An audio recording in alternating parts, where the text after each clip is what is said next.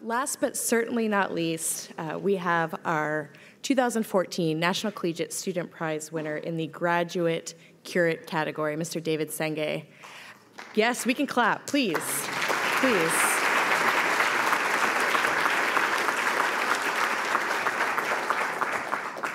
And if you meet anyone this evening, David should be on the top of the list with our other winners, but the other person I would encourage you to meet is his mom, who's probably traveled the furthest this evening here to be with us and be a part of EurekaFest. So I just wanted to give her a little shout out. Sorry to embarrass you, Mom.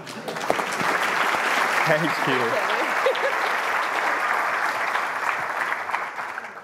Well, thank you very much. I'll keep this brief since I know that there is food and drinks afterwards, so I know you're counting the time. I will be talking about a bunch of projects that I've done, and most of this is in partnership with a bunch of my colleagues from different areas of expertise. And some of it is in partnership with my mom. And a lot of it has to do with me personally wanting to do things that I enjoy. And one of those things that is really enjoyable is how do you create solutions that other people will use? How do you create a set of solutions that will enable people to live their fullest potential? I grew up in Sierra Leone, and this is a photo from Freetown. And Sierra Leone is a small country in the west coast of Africa. It's not necessarily known in these parts of the world for its great inventiveness, and it's known for, sadly, very different reasons, right? There was a war that lasted for 10 or 11 years in the 90s and spilled over into 2002, where a lot of devastation happened. One of those things that happened during that period of time was that people lost their limbs. And even though there is the joy that still remains in the hearts of people, there's the physical representation of that devastation. That's people who have lost their limbs. And just before I came to do my undergrad in the US, I was visiting with my dad and some of my dad's colleagues. And I saw that there were lots of people who were sitting by the roadside, many of whom were amputees. And I tried to ask why those people were sitting by the roadside begging. And I learned that, oh, well, they just wanted to beg. In fact, that they had been given prosthesis for free. I wasn't satisfied with this answer, and I had a long conversation with somebody who became my mentor at Harvard, Paul Bottino, and we decided that I should go to the camps, one of the camps where a lot of the patients were. I went to the camps, I spoke to some of the amputees, and found out that actually they were uncomfortable with the prosthesis that they had. And it was not enough that they got the prosthesis for free, but that the prosthesis that they got, the prosthetic sockets, which is the part in which they insert their residual limb, had actually been causing pressure sores. Now, in the image there, that's the prosthetic socket. So our objective is to create a prosthetic socket that is more comfortable for the patients. And this is our latest prototype that was used by our professor at TED this past year. And I'll talk a little bit about that process of going from the idea and understanding that what was most important for a patient was the interface, the prosthetic socket that connects to the prosthetic leg. And before I talk about some of the tools that we use, I must say that when I met Hugh in my senior year, when I didn't know what to do with my life, in the sense that I didn't know where I wanted to go or what I wanted to do after undergrad, he quickly told me that even though he wore some of the most powerful bionic ankles, he still was in pain. Now, 4 years earlier, I had been talking to people in Sierra Leone who did not use their prosthesis because they were in pain. And now I was at MIT, one of the places to be if you wanted to be talking about innovation, and the world's best biomechatronics engineer was in pain. And it did not make sense to me. And you realize that there was a universal problem that existed. Whether you were in Sierra Leone or in the US, whether you were poor or you were a tenured professor at MIT, if you were an amputee, you did not have access to comfortable prosthetic devices. I did not know how to solve that problem. He did not know how to solve that problem. But we decided that we wanted to give it a try. And specifically, we're trying to use digital data, so from MRI and robotic tools. And one of my colleagues at the Pitran, who's in the audience actually, is developing the robotic tools. And the idea behind that is you'll be able to get an XYZ location on your limb plus an impedance measure. Currently, I'm using the magnetic resonance imaging to, these are reversed because I already talked about that. But I'm currently using magnetic resonance imaging to develop a model. This image is important because that's one of my colleagues, Kevin, who's based in Netherlands. He's probably the world's best biomechanical engineer in the world. He does modeling for soft tissues. I design prosthesis. That's my primary thing. I do CAD. And this is an instance where I was at his house on a Skype call with a prosthetist who was living in Boston. Now, the reason why this is important is if we realized that if you wanted to solve this problem that was so complex, you needed to, one, collaborate with a lot of different people who were in different areas of expertise. Somebody who understood soft tissue modeling really, really well. Somebody who was a prosthetist, who knew what he was doing, who knew what he had done for many, many patients, somebody who's a designer, and people who understand medical imaging as well. It's important because you need to capture MRI. This is an MRI of one of our patients. And from the MRI data, you're able to capture the locations of the bones. You're able to capture the soft tissue, the muscles, and with the liner. And you can build and segment this and build a model like this and run simulations on it. So this is a bone depth representation, which is proxy to stiffness, which we will validate with the tool that I mentioned that Arthur was building. And red here means it's far away. And this is the leg from up here, straight down here. And that's the back. So at the back, your bone is further back. And this is the shin area. And you use this as a proxy of stiffness measurement. And you can offset to create a wall thickness to develop a socket. Now, this is the first time in which anybody can go from digital anatomical data to running simulation that's predictive and creating a prosthetic socket whose shape and impedance, stiffness, is completely generated from some theory. The way it's conventionally done is you go to a prosthetist. The prosthetist takes your leg and they press on it and say, oh, how do you feel over there? You say, yeah, I feel good. And they add material on the plaster, and then they make a carbon fiber socket. That is not repeatable. That is not scalable. And that's what we're trying to change. And this is the last data that I'll show you. The images on your left are for a single material prosthetic socket. And you imagine a carbon fiber. Carbon fiber is really, really stiff. And that's your bones, right? So that's your fibula at the top, and that's your tibia, your shin, distally. Red is bad. Red means that there's a lot of strain internally.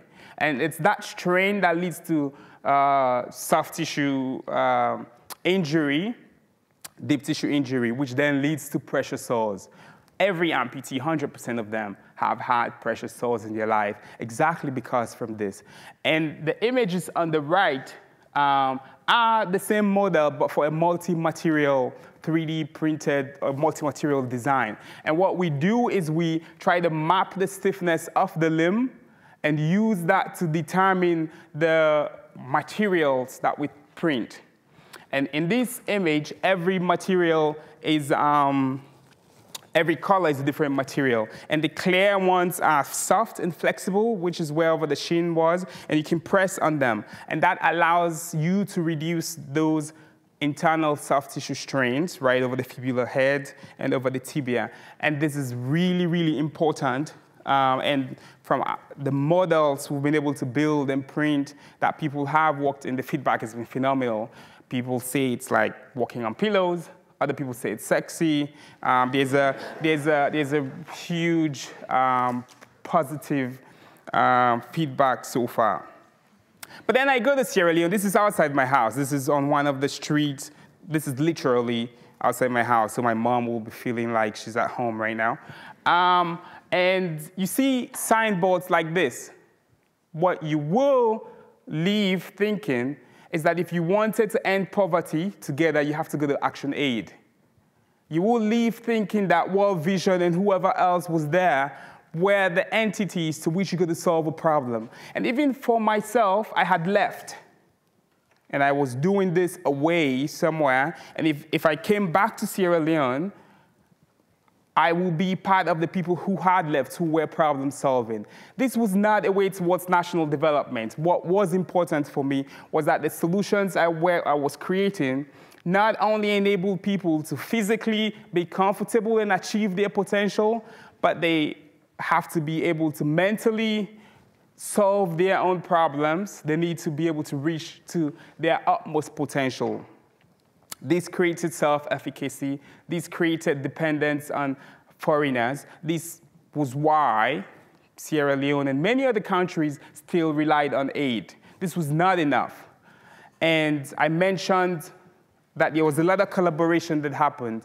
And so in 2012, I was slightly frustrated by this. And so I went to Josh's office. I went to the Public Service Center.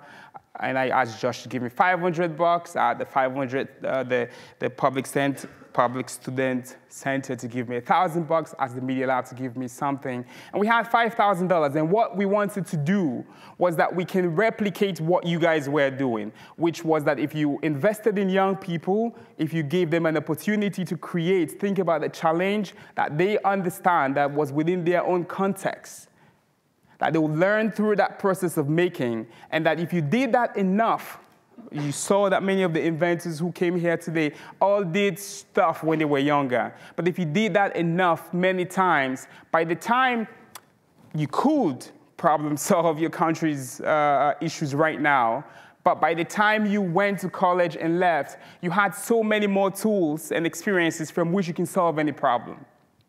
All right, so we went to Sierra Leone in 2012, and we went all across the country, and we, I think in that trip, actually, I was in my home for 3 days. Every time I'm home in Sierra Leone, I'm never at my house, because I'm always traveling, so it's always a battle with my mom as to how long I'm staying at home. But we went to all the different towns and asked young people to say, tell me what problem exists in your community, tell me how you want to solve it, tell me what resources you need. In return, we'll give you some cash and resources to develop prototypes. We'll give you some mentorship from our external and local collaborators. And we'll help you establish a network through which you can learn from each other. And this is a case of Kelvin Doe. Some of you might know as DJ Focus, who came to visit me here at the Media Lab, who thought it was not enough to I thought I saw a red, but I guess it's not a red. Who thought it was... It's a red. Who thought it was not enough to just be in his community, but he wanted to create a radio station that people can communicate through. And we have cases like these young students in Kenya who found out that, well, it's quite known that when the breadwinner passes away, people take lots of loans to bury the person and leaves the family in debt, and they didn't want this. So they did two things. One, they built a bamboo coffin that was much cheaper, and two, they had people in their community to actually sign a commitment that says, when I die, I don't want my family to go in debt from burying me, so they should buy the bamboo coffin. And this is Sinetemba from South Africa. We are doing this now in 3 countries, Sierra Leone, Kenya, and South Africa, who is from one of the townships in Cape Town. He understands that many of the kids in his community do not have access to information to go to college. And so what he does, and what he did, was to build an app that will allow young people who had access to the cell phone, who had access to an app called Mixit that everybody had, to know what information they needed about college. To do all of this, there's still a little fun when we're not doing work without the lab or outside. I also help not only make music, I rap, and most of my rap is PG and clean, and it's supposed to be fun. But I also run a clothing design business with my mom, and this is one of the clothes that is from our shop. And part of this is, again, because it's fun, because it enables a lot of people to have access to our shop. In this case, we have tailors who we employ. But for me, what really drives me is that we can someday, through the work that we do, through whether it's by creating physical products that enable people to walk again, or by creating innovation challenges that young people who will one day become leaders of their countries have experienced, where they can form those friendships, they can form those networks, and more importantly, have an opportunity to learn and make and solve a problem in your community is what most matters. Thank you.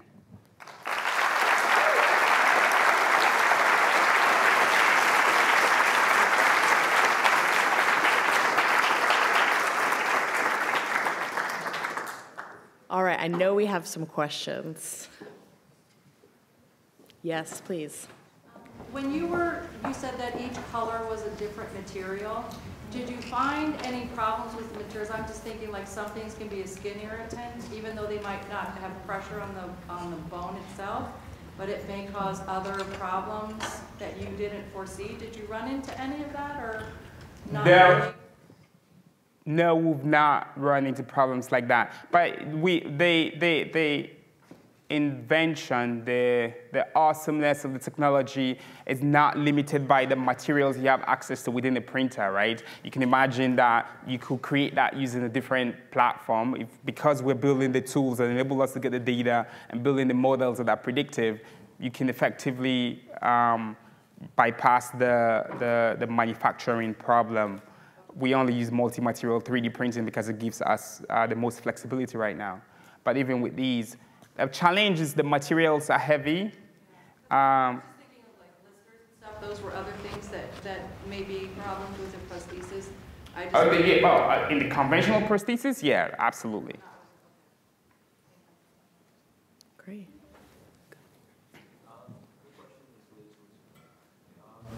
What was the process of you coming to the United States to study in Sierra Leone? Like, how did that work out? The honest and quick answer was I used to be smart once, and I did well in the national exam, and I got a scholarship to study at the United World College, and got a scholarship to come to Harvard. It was that easy. All the way in the back. Yes, the United World Colleges. I went to the one in Norway. Making connections. Go ahead. What inspired you to start the programs with kids in these different countries? Like, how were you inspired to do that? It's a great question. The question is what inspired me to do the Youth Innovation Challenges. And I think, to be very honest, it was my upbringing. I was raised to parents who allowed me, perhaps because I was the youngest of 5 and maybe they were tired, but they allowed me to do whatever I wanted to do. And quite often I would, in the disguise that I was studying, would do a lot more stuff as long as I said, oh, it was for school, it was okay. But I realized that the reason why I was doing all of these things was I had the opportunity when I was younger. You don't just wake up at 40 and say, I want to be an innovator now. I want to go and problem solve. You could, but many people don't. What you find is that when you do this when you're younger and you get addicted to it, you get addicted to problem solving, you're able to solve problems in the future a lot more. I broke a few rules growing up, and you want to give other young people an opportunity to break rules. Go ahead. Does every single prosthesis have to be made, have to be custom made for that amputee using like an MRI? So it's a great question. Currently, every prosthetic socket needs to be custom made anyway. With our system, because we're getting shape and impedance, which is custom to every patient, you can you need to custom create it. But I'm sure as the science develops, people will build models that you can scale across individuals, right? If you have just the surface data from some using cell phones, we were just in Kenya recently with some of my colleagues, and we did 1-2 3D catch using cell phones to create a surface model. You can probably infer what the internal anatomy is, right? Based on surface curvature, based on just you knowing the anatomy. And you can probably never need an MRI in that case and still build models like this. Or with some of the tools that Arthur is building, you don't need imaging. You can use 1-2 3D catch or any other cheap image acquisition tool and measure impedance at each node and scale it across the limb. Well, that's all the time we have. I know we got some points over there. David and the rest of our winners will be around shortly after this program, but definitely tomorrow for the design challenge. And so you can ask them those burning questions or the ones that you think of in the middle of the night. So thank you again, David.